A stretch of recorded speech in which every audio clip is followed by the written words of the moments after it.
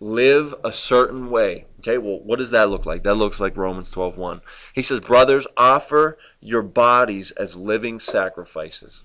Okay, notice what he said right before that. In view of God's mercy. What's mercy? Not getting what you deserve.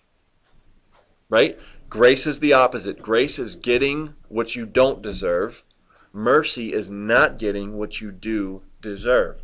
Okay, if God's standard is perfection, which it is, did you just dilute my coffee?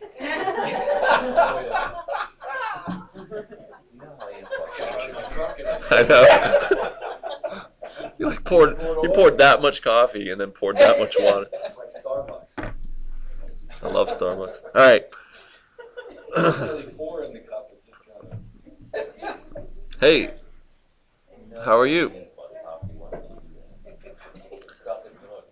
That's how serious. That's how serious it is. That's right.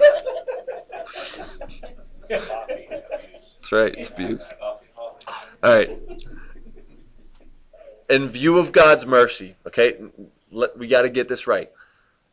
In view of God's mercy, because He didn't give you what you deserve, which is His anger, which is His punishment of your sin, because you didn't get that mercy, now offer your bodies as a living sacrifice. Okay?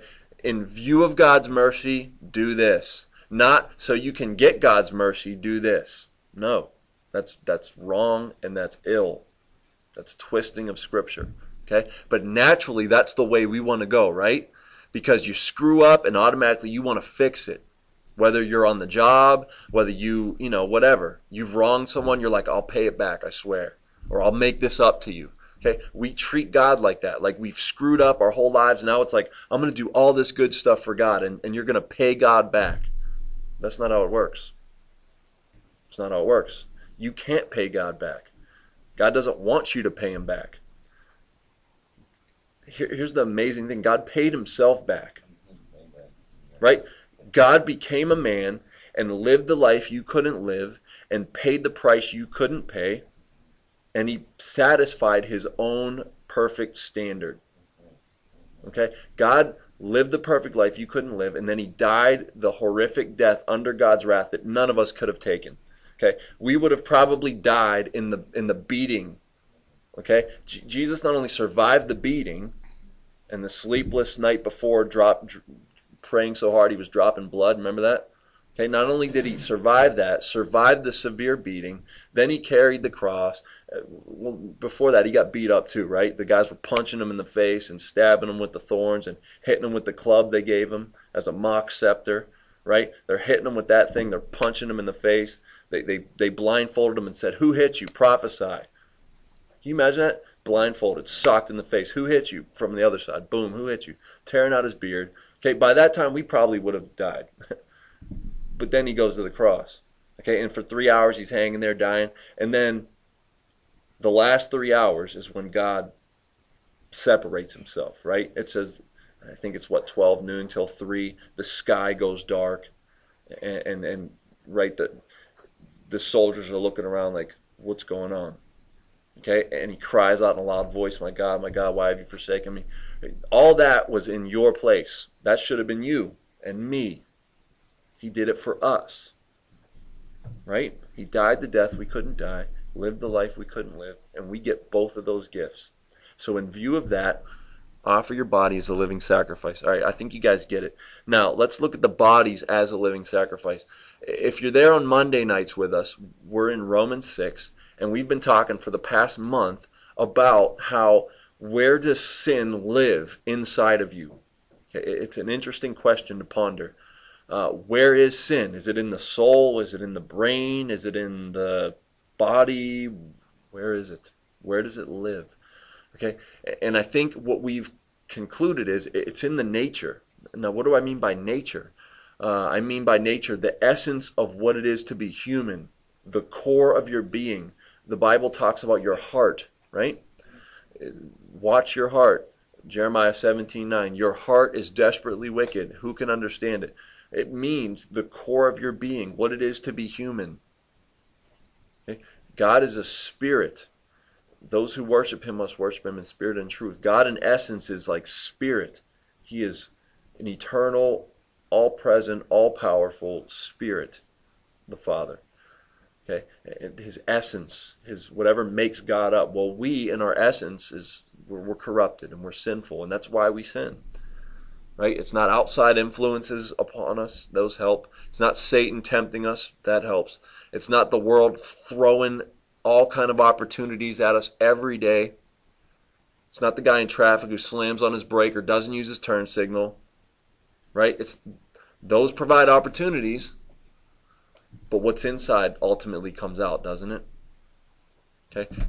Think about it this way. This might be corny, but it'll work. Imagine Jesus is here today and he's driving a car, whatever. Okay? You think someone cuts him off? You think he's going to get rowdy and like throw the finger out the window? He's not. Right? Someone doesn't use his turn signal. He's not going to use your flasher, right? It's not going to bother him because he doesn't have a sin nature. He's not that Jesus was never bothered or upset, because he was, and he actually was upset with the Pharisees a lot. It says he looked at them in anger, right? Yeah, but the disciples too. The disciples, after he kept telling them certain things, he was like, are you still without understanding? Like, you don't get it yet? And then he says, how long must I be with you? How long, right? Do you think that's frustration? Yeah, how long must I be with you? It's like your kid, like, when are you going to get it? Right? All right. So, those things, those outward things are not the problem. The problem is the heart. Okay? And Jesus said this, right? He said, out of the heart flow all the issues of life. Right? From the heart come thefts, murders, adulteries. Okay? It's not that sin is out here, it's that sin is in here. You are by nature a sinner. Okay? And it comes out and expresses itself in various ways, in various forms. Some of us express it differently, but we all express it. Right? No one is worse than anyone else, and no one is better than anyone else. We're all sinners. We're all in the same boat. All of us. Myself included. Whoever you think is the most righteous person who you know, they're the same as you. Sinner. Okay? So don't put people up here. Don't put people down here. We're all the same. All of us. No one's better than the other one. No one's worse than the other one. Do we do more in like wicked things than other people? Sure.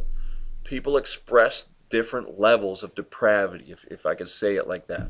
Okay, so not everyone is out raping women and smoking crack and whatever. But the person who lies is sinning just as much as those people are sinning. Does that make sense? Okay, so that's the idea. We're sinners, and it comes from the inside, and we express it. Now, how do we express sin mostly? Okay, here's where we're going to get into the text, and I think this is where it gets really interesting. How do we express sin mostly? How does sin show itself? Through what means or avenue? It comes from the heart, but how does it? The body, right? We use the body to express sin, don't we? Okay, so here's what he's saying. He says, look, offer your bodies as living sacrifices. You remember in the Old Testament, how did a sacrifice go? If you were getting sacrificed, it didn't go well for you, right? If you were the sheep, or if you were the bull, or if you were the goat, what was about to happen to you? You're about to get your throat slit, and you're about to get burned. Your blood is about to be spilled. Okay? That's not, it's pointing at that, but what's it saying? Living sacrifice. So it's saying die, but live. In other words, your body wants to sin, and the sin nature that lives in you expresses sin through your body. And Paul's saying, look, don't use your body for sin. He's saying, look, in view of God's mercy, because of all he's done for you, rather be a living sacrifice. Die and use your body for good. And then later in the text, he goes on to tell us what the good looks like. Okay, but